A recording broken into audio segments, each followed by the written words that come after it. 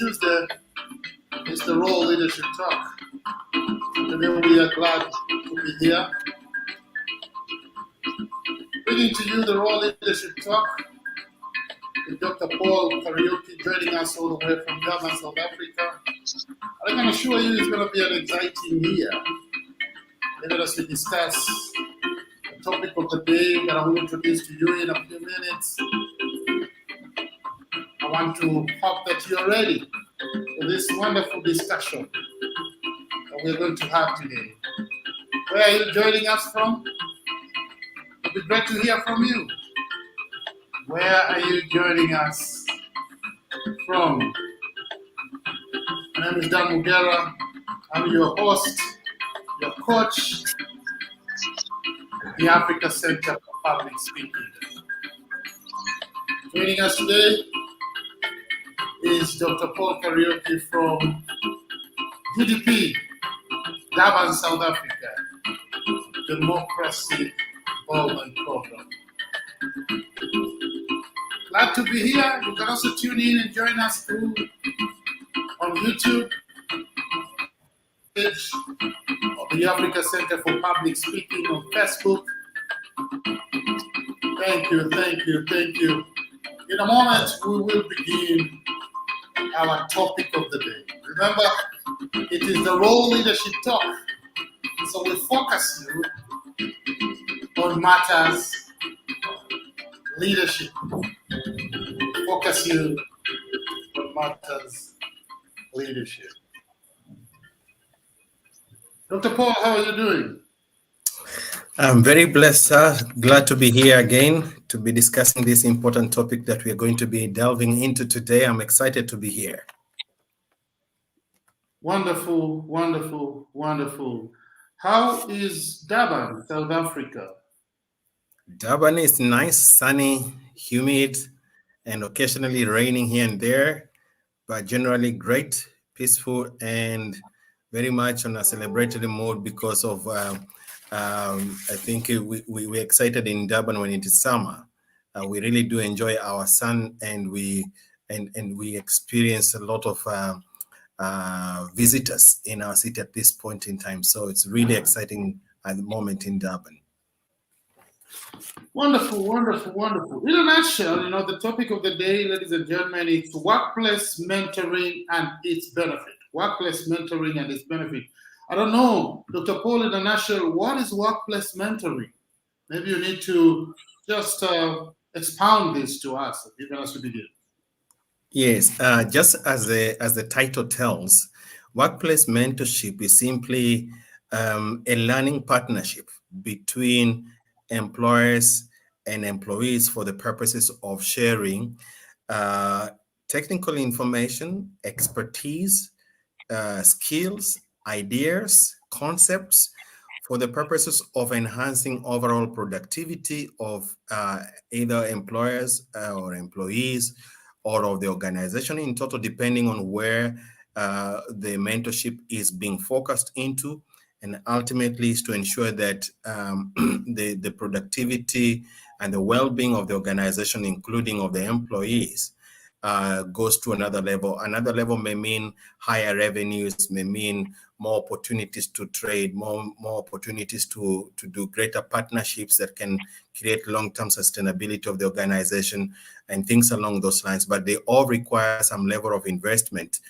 in terms of internal skilling, meaning within the organization, and sometimes external skilling, meaning help from outside of the organizations where people are paired with mentors or coaches for them to be productive in whatever they do.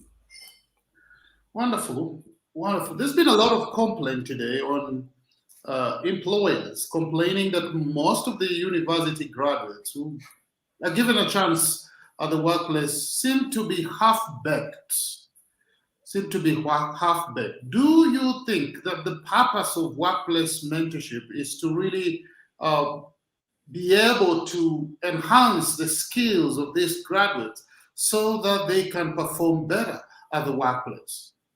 Indeed, it is. The truth of the matter is that rarely do people leave institutions of higher learning with all that they need to know to make it work in the real world. You and I know, and others who have experienced the same thing, is sometimes the theoretical constructions that we enjoy at institutions of higher learning are completely different from what we experience in a very fast-paced and dynamic world that we're living in today. However, we cannot discard the importance of learning those theoretical concepts that we do have in institutions of learning, but those Mhm. must be balanced by exposure, in practical exposure in real world context, so that we can all be prepared to manage whatever comes our way with our expertise and the knowledge. And there is a lot of knowledge that needs to be gained at workplace that makes us better prepared to adapt to the changing environment. So, for example, as you correctly say, one of the Yes. difficulties right now from institutions of higher learning is that we're getting graduating graduates who, most of them, do not have the necessary requisite skill and knowledge to be able to Dr. perform. Paul, right there, maybe, right there. Why is it so? What is the importance of somebody going to school for 4 years, some for, let's say, 5 years, 6 years, and yet they come out without the necessary requisite skills to help them function at the workplace? And as you address workplace mentorship, maybe it's time for us also to address, is there a need for a change in the way we approach our educational system? Is there a need for now mentors to move just from the workplace to now move into universities to help prepare these students so that by the time they complete studies, they are ready to work and not require another mentorship for a long time at the workplace? That's very true. You actually picked up my parting shot, but because you brought it earlier, so I'm going just to discuss and say, yeah, there's so many reasons why the current systems of education in different places around the world, because it's not an African problem, it is not a Kenyan problem or South African problem, it's a global phenomenon where we're constantly seeing this throughput of graduates from different disciplines who are unable to fit in the world of work. Not necessarily sometimes it's because of skills and knowledge. It's also because they're also not prepared to handle the demands of a workplace. So one of the issues that we have been seeing around the world is constant call for reforms in educational curriculums, right from grade R or whatever you call maybe the preschool up to the university level, so that the curricula is adapted to the changes that we see currently in the world. And that means there is also a level of innovation and creativity that needs to be brought into the education system. We in a few years ago, we used to see, for example, compulsory apprenticeship, that irrespective of the technical discipline that one is pursuing, there has to be amount of time that is reserved between the time they register and the time they graduate for in service somewhere along the path. That is no longer the case in most institutions. So people register from year one and graduate in year 4 or year 6 or year 7, depending on the degree they are pursuing, but have never been exposed to any practical experience. So the only thing they know is the institutional walls. They don't know how to Mhm. relate with people. They don't know how to behave in an office. They don't even have an idea of work ethic. How do I Yeah. work with others? How do I become part of a team? You will see nowadays when there's most of these, employment opportunities that are advertised, you will see strange things that we never used in the years past. That somebody is a team player. Or somebody is able to work independently at the same time work with people, because those skills have become now handy. And especially with Yeah. the outbreak of COVID-19, there is a move towards working in teams, even now more remotely, rather than the tradition where people used to work independently, closed in their own offices and all things like that. So part of this workplace mentorship needs to be brought back into institutions of higher learning.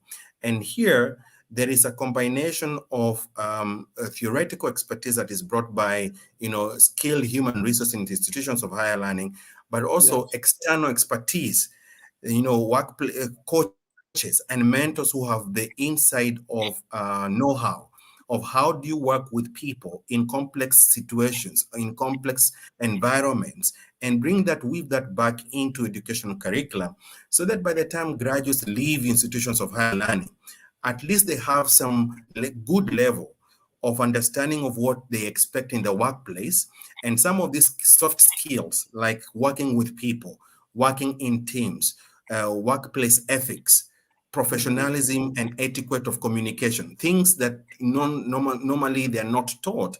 They should have been Yeah. exposed to that before they leave institutions of higher learning, so that as they enter the world of work, wherever they find themselves in, they are able to adapt to those skills that are very necessary, so that they can be Mhm. able to gain as much as exposure within the workplace for their own career development. Wonderful, wonderful. So I'm sure you have touched on the importance of workplace, but let's go to the nitty gritty of how it works. Mhm. How does workplace mentorship really work? Because I guess some employers will find that a big burden sometimes, and that's why it's not really being utilized a lot. So, how does really workplace mentorship work? It firstly begins with establishing relationships, because we are talking about passing of skills, institutional knowledge, we're talking Mhm. about sharing of ideas and things like that that require human interaction in a very safe place and in safe Mhm. environment where people feel vulnerable but at the same time feel safe about it. So it begins Mhm. by firstly establishing relationships within an organization, and therefore that relationship becomes the defining culture of an organization, so that when individual employees interact with their employer or they interact among themselves, there is a sense of psychological safety, what I call psychological safety. That when a Mhm. person comes into that space, they don't feel vulnerable because they feel less than Oh, or inadequate of cool. about anything. Huh. Come into that space knowing that it's a place of reinforcement, it's a place of building, and it's a place of adding. So it has, I would suggest about 6 steps that I've worked with in creating this environment, because I've done this in my own organization and it does work. Yeah. So one is it begins by defining purpose. Why do we want to have this workplace in mentorship? And everybody within the organization need to understand it's not for everyone. There Mhm. has to be a space for choice, but where there is, it has to be made. As an organizational leader, I have to make it vivid and clear to anyone that there is opportunity for such a thing to happen. So define the purpose, define the goals, and secondly, design the mentoring program. How do you pair people? Who needs what kind of mentorship? And find who within the organization has the expertise that needs for that individual. And if it's not available in the organization, is there somebody else outside of the organization that can be able to offer that kind of need in a way that it's beneficial to both the organization and the employee? So once you design the program, the third thing you need to do is to create an onboarding process. Now, this means simply easing whoever employee into the process. What I'm Mhm. creating now here is some level of psychological safety, that when we're doing mentorship, it doesn't mean that you are a failure or you are failing. It just Yes. simply means that we are creating a bridge for sharing knowledge for your own personal development and growth, either within the organization or just for you as a person. Yeah. Yes. And then the fourth thing you need to do is to pair now the mentors with the mentees. Yeah. So Mhm. that there is already a relationship starts to build, and between the two of them, or more than two of them, if they are more than one, they are able to create an environment and some terms of reference for each other, and then we can go into delve into details around all that. And then of course now then you start the mentoring process, and you create a momentum towards, you define the timings, define the expectations, define the milestones, so that then it's also not left so loose that it actually loses meaning. Yeah, Yes. everybody comes into this relationship with some level of expectation, but there's some level of hurdles to cross. As you define what needs to be done prior to the mentorship, what needs to be done during the mentorship, and what are the expected ends. And then lastly is to measure your success. What's the return on investment?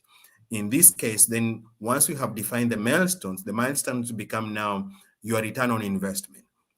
So if Yes. you're training somebody to be a better salesperson, they have been achieving some level of sales, but now you want to increase their sales capacity to 50% or to more than 50%. Then you can divide that into some tangible milestone. Now we want you to sell X number of units per month. We want you to generate X level of revenues per quarter. So this mentee has a form of picture in their own mind of where this journey is heading to. That's how you set the program. Wonderful, wonderful thoughts right there. Livingston McCory, thank you for joining us. I totally agree. Mentorship is key for learner in the institutions of learning. Rachel says, sure, workplace mentorship is key. Thank you very much, Rachel. Thank you, Livingston, for joining in and even sharing your views with us right here. But I would like to know, Dr. Paul, what is the role of organizational leadership in this all workplace mentorship? And how do we make it ethical enough? Maybe you can also connect with that, because sometimes the mentee could take advantage of the mentor could take advantage of the mentee, or vice versa. How do we make sure there are clear guidelines and there's no manipulation and ethics are observed at the same time? That's a very important question. I think the organizational leadership has a very serious role to play in establishing a functional, fruitful, and a productive workplace mentorship program. First and foremost is to create an environment that I call psychological safety. People need to feel safe to be vulnerable, to open up themselves to a place of mentorship. If there is no safety psychologically, what will mean is that people inhibit themselves from opening to growth, and therefore it defeats the purpose of having such an establishment in the first place.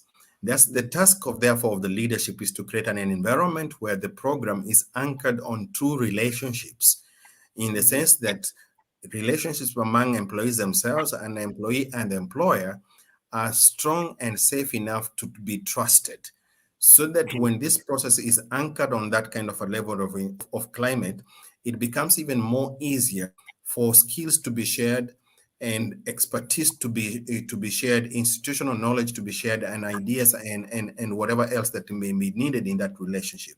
So that's the first task of the leadership, to create an environment where this mentorship can take place. The second task of leadership is to communicate. Communicate. You can never do that enough, because part of creating what I call the psychological safety is people to understand the purpose, the objective, the expectation, and what is the support mechanism that the organization is putting around the mentorship program. So it's not left so loose that, again, like the risks you mentioned, where the mentor may take advantage of the mentee or the vice versa.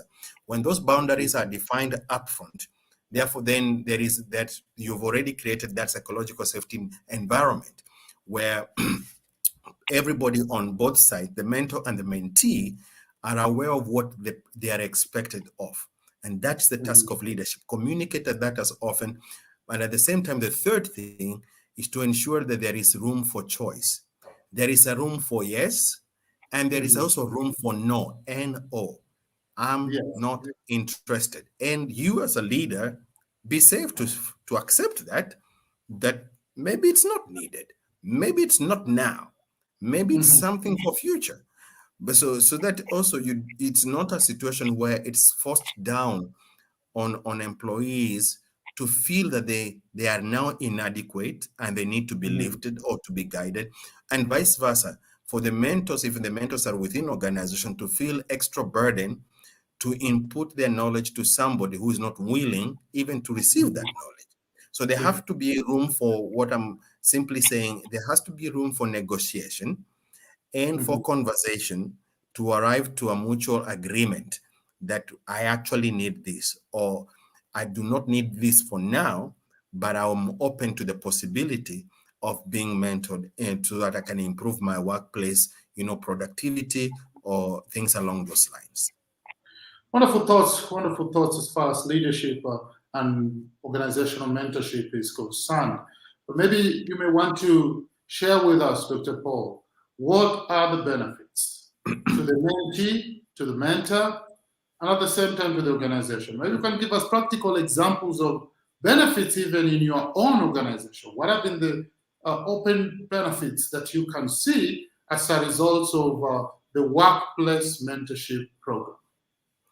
I will highlight three for each of the categories. So on the part of the mentee, I've seen high levels of productivity, especially when they know that they are trusted to do what they are expected to do. Most often, they even exceed my own expectation, even their own. They find themselves doing things that they were fearful about before, and I find them also trying newer things without even being told to do them. And because the relationship has been created in an environment of safety, and also there is an element of confidence and trust, often you'll find the mentees doing more than expected and often beyond the duty of their responsibility, which is very important because normally you'd find people don't want to do things beyond what they're employed to do. But when you find there is level of satisfaction, people often want to do more than they are actually employed to do without asking for extra bucks, you know. And so there is high levels of productivity, high levels of self-confidence, high levels of job satisfaction, which is a very important thing in a workplace today, especially after what COVID-19 has done. One of the bigger issues people are dealing with is mental health issues. And you know, any leader in any organization must be aware or the context in which their employees are working in.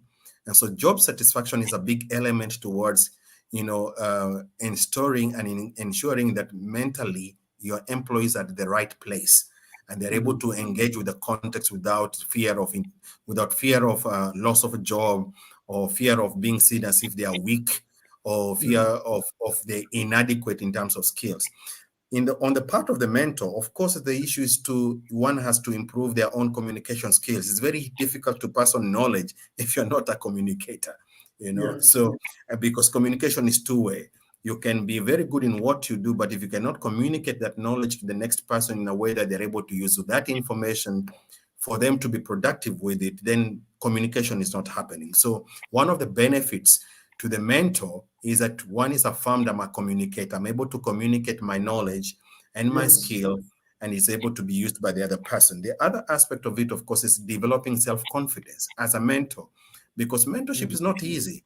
It sounds easy on paper, but it's a very powerful journey, and it has many twists and turns depending on the relationship between the mentor and the mentee. So the level of confidence that I'm able to communicate and I'm able to work with a person is something else. And of course, one of the other things that I've seen as a mentor is the fulfillment at work. People feel fulfilled when they see they have inputted knowledge in some level of organizational element, and they see that information yielding good results. The return on investment that I was talking about earlier. On the part of organization, of course, is to see overall productivity going up when both the mentor and the mentee are able to assimilate the information that they've been sharing and creating that supportive environment to see that whatever they have agreed upon has actually come to pass. The next thing, of course, is to see high levels of employee loyalty to the organization. When they are satisfied about what they are doing and they see there is appreciation and recognition, their loyalty to the company is at 100%. They will not be willing to be sidetracked, and they will not be in a situation where they want to cause harm to the organization. And of course, the other part is strengthening of the company culture. Where there is that environment, people don't want to leave that organization. They want to retire there. Wonderful, wonderful thoughts right there. And I want to believe that everybody that has tuned in, you are benefiting greatly and you are able to share this particular nuggets with your employees or subordinates or your leaders so that they can begin to think about implementing this particular program. I know sometimes such a program is implemented, but most of the time it's implemented haphazardly, and so there are no great results that people expect from. Banadine Mundui, thank you for watching. You say you're tuning in from Mombasa. Dr. Paul, what is your parting shot in 1 minute, even as we bring this session today to a close? Organizational leaders must be intentional about ensuring that job satisfaction remains at an all-time high in their organizations, especially during this time of uncertainty and fast pacement. And then, therefore, it means that workplace coaching and mentorship must be a priority, and it must be designed in a way that is mutually beneficial both to the employee and to the employer, in the sense that it has to raise productivity of the overall organization and, of course, strengthen the company's culture as one of the key things to retain your best performing employees. Wonderful. You know, to say the greatest legacy of leadership is succession. So leaders must begin to think about succession. Who is going to succeed? And there can never be succession without mentorship. And you don't think about mentorship when you're about to go. You begin to think about it when you're still alive, when you're still strong, when you're still sound. The greatest legacy you can create wherever you are, it is the legacy you're living right now. And so their ability, the capacity to mentor other people, ladies and gentlemen, it's a wonderful opportunity for you to give back to society, but at the same time, creating pillars that will stand and speak for you years to come. So thank you very much for tuning in. Next week, we'll still be here with Dr. Paul discussing side hustles, working towards workplace discipline. How do we work towards workplace discipline? It's been the Raw Leadership Talk, giving it to you raw and helping you to develop every day. Thank you, Andy Avuki and Ibra Latimo, for tuning in. God bless you. Until next time, see you